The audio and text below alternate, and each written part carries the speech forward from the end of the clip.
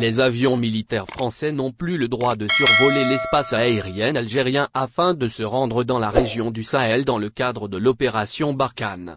La décision a été prise par le président de la République Abdelmadjid Tebboune selon RT qui cite des sources bien informées ont indiqué.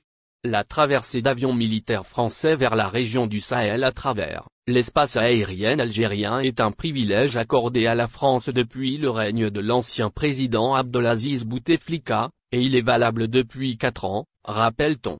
Cette interdiction intervient dans un climat tenu entre Alger et Paris notamment après que le président français ait décidé de réduire de 50% le nombre de visas accordés aux Algériens. Aussi, Emmanuel Macron s'est distingué cette semaine par des propos hostiles envers l'Algérie. Le président français dont les propos n'ont jamais été démentis, a estimé qu'après son indépendance en 1962, l'Algérie s'est construite sur une rente mémorielle, entretenue par le système politico-militaire. Macron a également évoqué aussi une histoire officielle totalement réécrite qui ne s'appuie pas sur des vérités mais sur un discours, qui repose sur une haine de la France. Ces propos ont vite fait réagir l'Algérie, a annoncé samedi le rappel immédiat pour consultation de notre ambassadeur à Paris, en expliquant cette décision par son rejet catégorique de déclarations attribuées au président français Emmanuel Macron.